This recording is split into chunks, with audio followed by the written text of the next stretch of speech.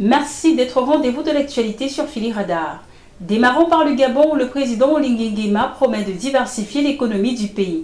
Le samedi 3 mai 2025, le président Brice Clotaire Oligui Nguema a officiellement prêté serment en tant que 4e président du Gabon, marquant la fin de la transition militaire amorcée en août 2023 et le début de la 5e République gabonaise.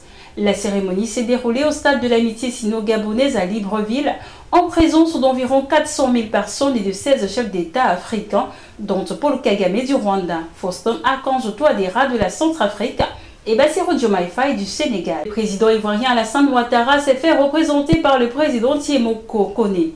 Élu avec 94,85% des voix lors du scrutin du 12 avril 2025, Brice Clotaire Oligui Nguema a prêté serment devant la Cour constitutionnelle et le Parlement de transition, s'engageant à consacrer toutes ses forces au bien-être du peuple gabonais et à préserver les acquis démocratiques. Cette investiture marque la dissolution officielle du Comité pour la transition et la restauration des institutions et le retour à l'ordre constitutionnel conformément à la nouvelle constitution adoptée par référendum en novembre 2024. Dans son discours, le président Oligui Nguema a promis de diversifier l'économie gabonaise fortement dépendante du pétrole, de réformer le système éducatif et de lutter contre le chômage des jeunes qui atteint 40% chez les diplômés.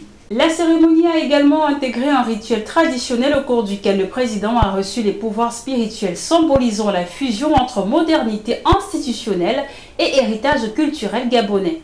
Le président centrafricain Faustin Archange Touadéra, facilitateur de la CEEAC, a salué un exemple de transition politique réussie et une victoire pour toute l'Afrique. Avec cette investiture, le Gabon tourne une page de son histoire et s'engage sur la voie d'une gouvernance renouvelée, centrée sur le développement économique, la justice sociale et la consolidation démocratique. Le président du Faso, chef de l'État, le capitaine Ibrahim Traoré, a présidé vendredi l'hebdomadaire Conseil des ministres. Lors du point fait à la presse à la fin des travaux, le ministre porte-parole du gouvernement Pindouanoué Gilbert a indiqué que plusieurs rapports ont été adoptés et des décisions importantes prises pour le développement socio-économique de notre pays. Au titre de la présidence du Faso, le Conseil a adopté un décret portant institution d'une immersion patriotique obligatoire pour les élèves admis aux examens scolaires. Cette mesure, selon le porte-parole du gouvernement, s'inscrit en droite ligne de l'initiative présidentielle. Cette mesure, selon le porte-parole du gouvernement, s'inscrit en droite ligne de l'initiative présidentielle pour une éducation de qualité pour tous, qui prévoit en sa composante 7 l'organisation et la discipline scolaire et de la propreté des établissements. Cette immersion permettra d'inculquer aux élèves des valeurs civiques et patriotiques ainsi que des réflexes d'autodéfense à travers une formation théorique, physique et sportive. Elle concernera les élèves admis au brevet d'études du premier cycle, au certificat d'aptitude professionnelle et au baccalauréat, précise le porte-parole du gouvernement.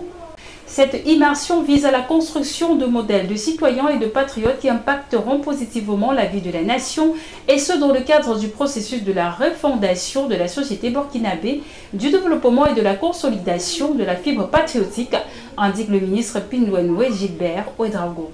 Le gouvernement sénégalais et des représentants syndicaux ont donc signé jeudi 1er mai une trêve sociale pour une période de 3 ans sans grève, alors que le pouvoir en place depuis plus d'1 an fait face à de graves difficultés budgétaires et un climat social tendu. Élu sur un programme de rupture en mars 2024, le président Bassirou Diomaye Faye a déclaré avoir hérité d'un État dont les marges de manœuvre budgétaires et financières n'existent quasiment plus. Réunis à la primature de Dakar, 24 centrales syndicales de travailleurs et organisations patronales ont signé avec le gouvernement ce pacte de stabilité sociale pour une croissance inclusive et durable. L'ancien Premier ministre Ali Larayet, condamné à 34 ans de prison.